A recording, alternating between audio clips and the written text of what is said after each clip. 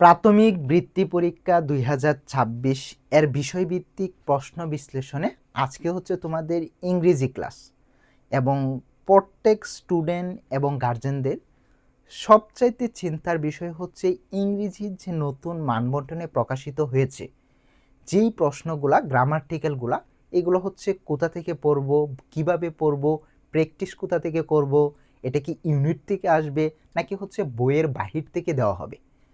আজকের এই ক্লাসটিতে আমরা হচ্ছে চেঞ্জ দ্য টেন্স অর্থাৎ 6 নং প্রশ্নে যে দুইটা আইটেম আসবে এর মধ্যে হচ্ছে একটা পার্ট অফ পিস আরেকটা হচ্ছে চেঞ্জ দ্য টেন্স।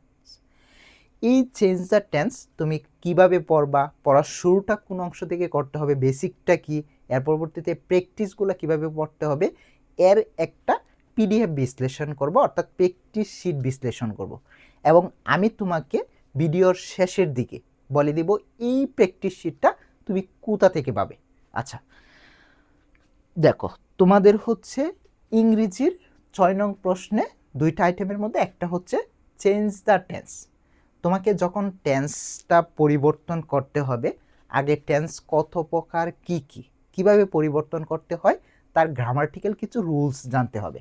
আমি এই প্র্যাকটিস শিটের মধ্যে প্রথমত হচ্ছে টেন্সের সংজ্ঞা এবং প্রকারভেদটা দিয়ে দিলাম।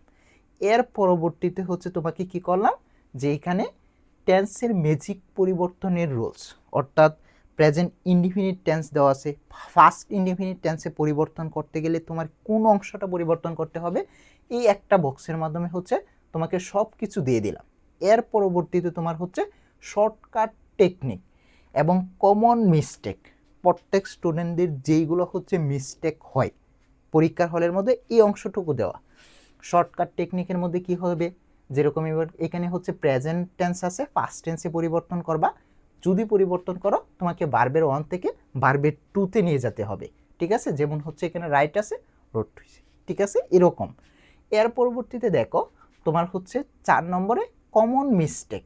এখানে কমন মিস্টেকগুলা কোনগুলো হয়, যেমন she he go to school, এখানে অনেকেই গো দিয়ে দেয়, তো গোর সাথে কি প্রেজেন্ট ইনডিফিনিট টেন্স হওয়ার কারণে এস বা ইয়েস যুক্ত করতে হয়। কেন করতে হয়, এগুলো হচ্ছে তোমার নিয়ম। প্রেজেন্ট ইনডিফিনিট টেন্স হচ্ছে থার্ড পারসন সিঙ্গুলার নাম্বার থাকলে তার শেষে এস বাই ইয়েস যোগ করতে হয়।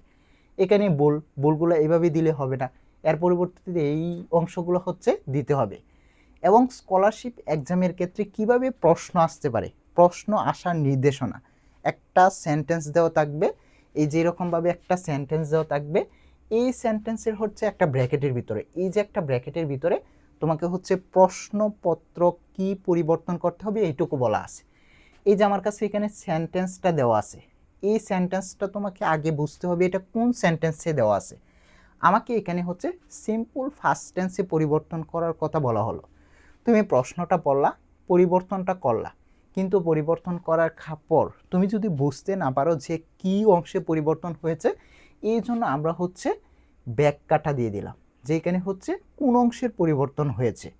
এর পরবর্তীতে একটা বাংলা মিনিং দিয়ে দিলাম যাতে হচ্ছে তোমার বুঝতে সুবিধা হয়। এইভাবে হচ্ছে আমাদের প্রত্যেকটা ইউনিট মূলত হচ্ছে মূল বইয়ের যে রিডিং অংশ আছে ইউনিটের, এই অংশ থেকে আসবে।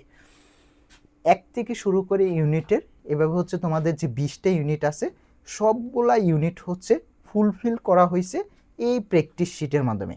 তুমি যদি এই প্র্যাকটিস শিটে দেওয়া আছে টোটাল হচ্ছে 100টা হচ্ছে এরকম চেঞ্জ দ্য টেন্স দেওয়া আছে, তুমি এইগুলাই যদি পড়ো, পরবর্তীতে প্র্যাকটিস করো, বেসিকটা বিল্ড আপ করার পর, তাহলে হচ্ছে তোমার পরীক্ষার মধ্যে যে নম্বরগুলো এই টেন্স দ্য চেঞ্জের ক্ষেত্রে আসবে সবগুলোই হচ্ছে দিতে পারবা।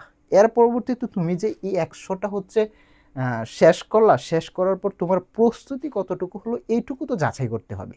এই জন্য আমরা এই প্র্যাকটিস শিটের মধ্যে কি করলাম, একটা মডেল কোয়েশ্চন দিয়ে দিলাম। এখানে হচ্ছে scholarship model test change the টেন্সের জন্য পূর্ণমান হচ্ছে 30 এবং সময়টা হচ্ছে 30 মিনিট। তোমার প্রতিটার জন্য 2 নম্বর, অর্থাৎ এখানে 15টা প্রশ্ন আছে, তোমার 15টা প্রশ্নই উত্তরপত্র দিতে হবে।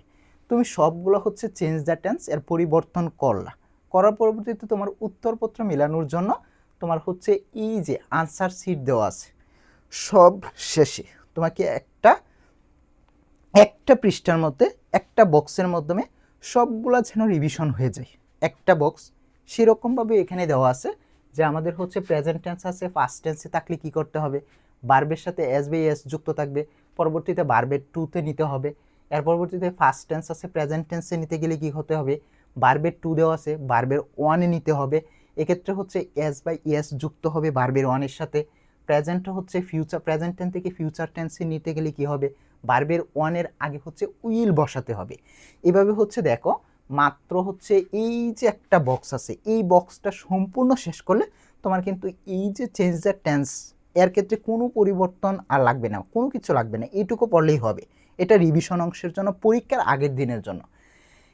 এইভাবে যদি তুমি প্র্যাকটিস শিটটা পড়তে পারো তাহলে তোমার আর এই চেঞ্জ দ্য টেন্সের ক্ষেত্রে কোনো ধরনের সমস্যা সম্মুখীন হতে হবে না। আর যদি তুমি এই প্র্যাকটিস শিটটা, সম্পূর্ণ যে প্র্যাকটিস শিটটা আছে, এই প্র্যাকটিস শিটটা যদি পেতে চাও তাহলে হচ্ছে তোমাকে যে কাজটা করতে হবে, আমাদের কমেন্ট বক্সে জাস্ট হচ্ছে টেন্স লিখবা, কোনো কিছু লেখার দরকার নাই, টেন্স লিখবা। আমাদের অটোমেটিকলি একটা হচ্ছে সিস্টেম আছে, যে সিস্টেমের পদ্ধতিতে তোমার ইনবক্সে এই পিডিএফটা শেয়ার করে দেওয়া হবে। পিডিএফটা পড়ো, আশা করি এইভাবে পড়লে তোমার বৃত্তি পরীক্ষায় যে নম্বরটা, অর্থাৎ বাকি যে স্টুডেন্ট আছে সবচাইতে এগিয়ে থাকবা।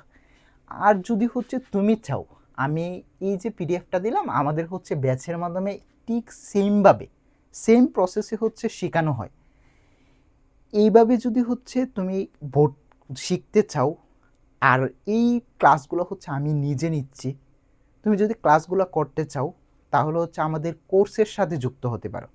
কোর্সের সাথে যুক্ত হওয়ার জন্য কি, আমাদের এই যে পিডিএফ অংশে দেখো একটা নাম্বার দেওয়া আছে, তুমি জাস্ট হচ্ছে এই নাম্বারে মেসেজ করবা, মেসেজ করে তোমার স্কুল, তোমার হচ্ছে নাম এবং হচ্ছে তোমার জেলাটা লিখে দিবা, তাহলে হচ্ছে আমাদের যে প্যানেল আছে তারা তোমাকে এই কোর্সের সম্পূর্ণ ডিটেলসটা দিয়ে দিবে।